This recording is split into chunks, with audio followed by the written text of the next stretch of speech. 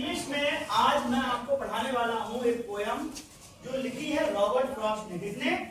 Robert Frost ने। Poem का नाम है डस्ट ऑफ स्नो। क्या नाम है? Dust of snow. डस्ट का मतलब होता है धूल या बारीक धूल के पार्टिकल, और स्नो का मतलब होता है बर्फ। ठीक है, तो इसका पूरा मतलब हुआ डस्ट ऑफ स्नो का बर्फ के छोटे छोटे टुकड़े या पार्टिकल। ठीक है, dust of snow. Robert Frost एक ऐसे पोएट हैं जो जाने जाते हैं अपनी शॉर्ट पोएम्स के लिए। पढ़ना शुरू करते हैं। पहले आप मेरे साथ पढ़ोगे, फिर वर्ड बाय वर्ड में आपको समझाऊंगा मीनिंग, और उसके बाद में इनका छुपा हुआ क्या मीनिंग है वो भी समझाऊंगा। सबसे पहले लाइन पढ़िए मेरे साथ में। The way A crow shook down on me, the dust of snow from a hemlock tree has given my heart a change of mood and saved some part of a day I had ruled। अब यहाँ कुछ main शब्द आए जिनके बारे में मैं आपको बताता चलूं।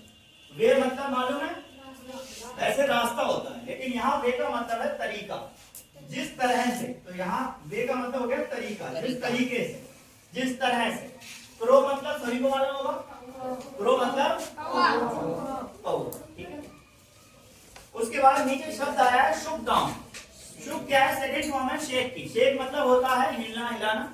ठीक है, उसकी सेकंड फॉर्म है शुक। शुक मतलब कि हिलाया, और शुक डाउन मतलब कि हिलाकर कोई चीज नीचे गिर गई। क्या गिरी वो अगली लाइन में।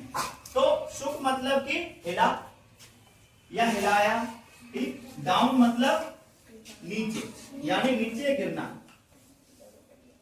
ऑन में मुझ पर। ठीक है, द डस्ट ऑफ स्नो। अब ये डस्ट ऑफ स्नो को पूरा यही इसका वो है, ऊपर देखो आप, टाइटल भी यही dust of snow. Dust of snow का मतलब हो गया बर्फ की धूल या फिर बर्फ के छोटे छोटे टुकड़े।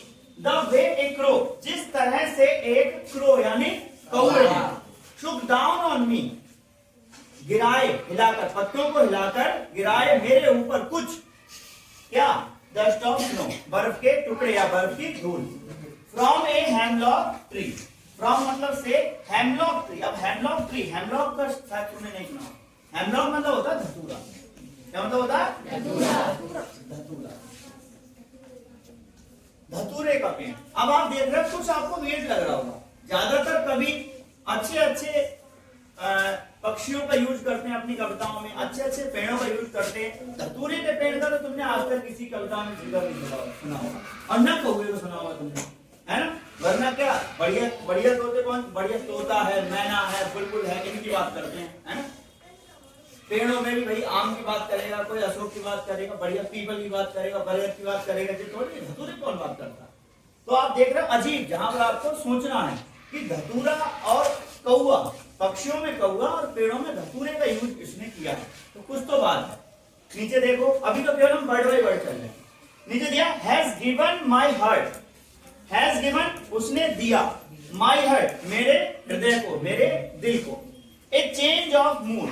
चेंज ऑफ मूड का मतलब क्या होता है? मेरे मूड में चेंज हो गया, यानी कि मेरा जो मन था वो बदल गया, यानी मनोभाव में परिवर्तन।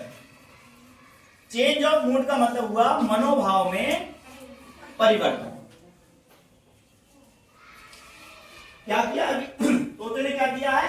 तोता एक धतूरे के पेड़ पे बैठा है जो बर्फ से पूरा कवर है। कौवे के बैठने से पत्तियां हिली हैं, जिससे कि थोड़ी सी बर्फ जो है उसके नीचे बैठे कवि के ऊपर गिर गई है, और उससे क्या हुआ? हैज गिवन माई हार्ट, उससे उसका हृदय जो है एक चेंज ऑफ मूड, उसके हृदय के भाव में परिवर्तन हो गया। एंड सेव्ड सम पार्ट, और सेव मतलब बच गया, बच जाना, सुरक्षित रह जाना। सम पार्ट थोड़ा सा हिस्सा, ऑफ ए डे उस दिन का, आई हैड रूट जो मैं बर्बाद कर रहा था। आई हैड रूट मतलब बर्बाद करना या फिर बेकार चला जाना, वेस्ट के लिए कहते हैं। अब आप इस कविता के पीछे जाओ। कविता किस मनोभाव में लिखी गई है? कविता इस मनोभाव में लिखी गई है कि जो लेखक है, जो कवि है, बहुत ज्यादा डिप्रेशन में, बहुत ज्यादा दुख में है। होता क्या है, आपने देखा होगा कभी जब आप खुश होते हैं तो आपको अपनी हर तरफ खुशहाली खुशहाली दिखती है, सब हंसते हुए देखते हैं, नाचते देखते हैं, आपको अच्छी खबरें मिलती हैं। जैसा सुबह मैंने आपको प्रेयर में बताया, पॉजिटिव रहोगे, पॉजिटिव खबरें।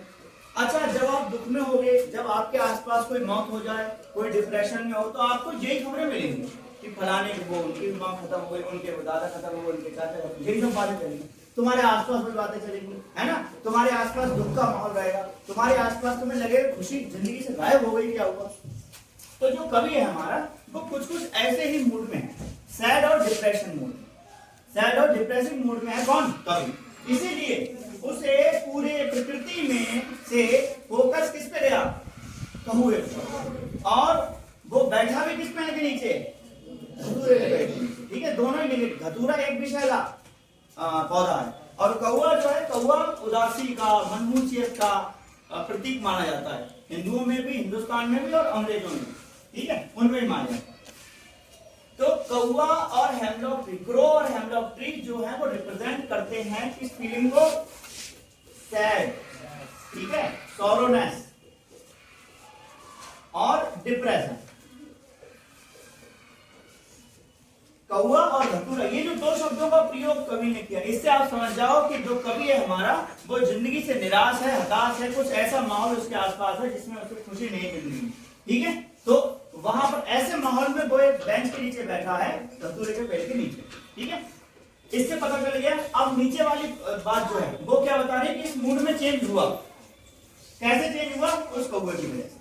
वो कौवा आकर बैठा पेड़ के ऊपर, जो बर्फ से पहले लगा हुआ था, उसके बैठने की हलचल हुई और बर्फ जो है थोड़ी सी उसके ऊपर गिरी, तो उसका मन जिन ख्यालों में वो खोया हुआ था कि अब क्या करूंगा जिंदगी में, बहुत हताश हूं, बहुत निराश हूं, क्या करूंगा, उन ख्यालों से उसका ध्यान भटक गया, दूसरी तरफ हो गया, और क्या हुआ, एक चेंज ऑफ मूड हुआ, परिवर्तन हुआ उसके विचारों में।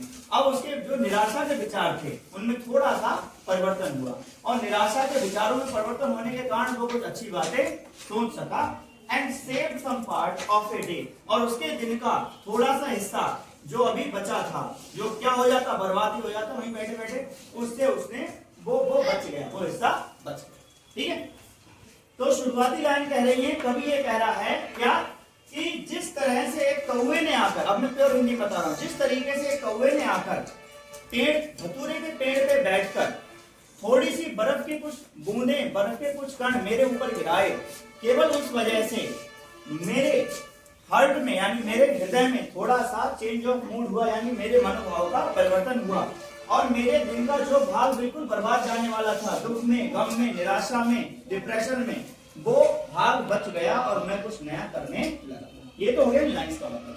अब मैं आता हूं इन लाइन्स में छुपा हुआ अर्थ का मतलब। आप अपनी जिंदगी में कितने भी डिप्रेशन में हो, आप अपनी जिंदगी के ऐसे दौर में हो जहां पर आपको लगता है कि चारों तरफ से केवल और केवल अंधेरा है, केवल और केवल उदासी है, कोई हमारी मदद करने नहीं आ रहा है, कोई ऐसा इस दुनिया में नहीं है जो हमसे खुशी की बात कर सके, वहां भी कोई ऐसा होता है जो एक पल के लिए आता है और आपकी जिंदगी में उस क्षण को बदल देता है और आपको उस निराशा से बाहर ले आता है, ठीक है।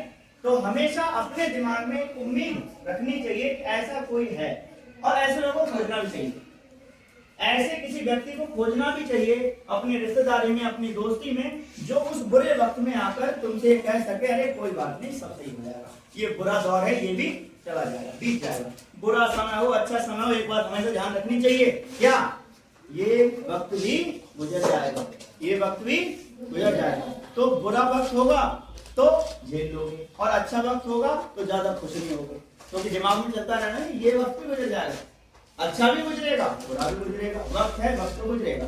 वो क्या कह रहे हैं कि चाहे कितना भी डिप्रेसिव माहौल हो, और उस डिप्रेसिव माहौल में कितना ही वाहियात व्यक्ति हो सकता है वो आके 2 पल तुमसे बात कर ले और तुम्हारे मूड को बदल दे, और शायद तुम कुछ गलत करने जा रहे हो और तुम उससे वापस आ जाओ।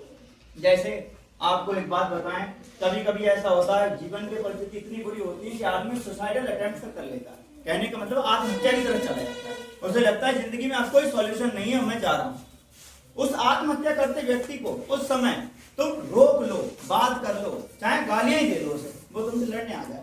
वो जो मूवमेंट है, जिस समय उसके विचार अपनी जिंदगी में, वो अपनी जिंदगी खत्म करने की तैयार है, तुमने उस समय उसको कैसे भी करके रोक दिया, तो हो सकता है शायद आगे चलकर वो इतना बड़ा नाम बने, क्या मालूम जिंदगी में उसके लिए क्या लिखा हो।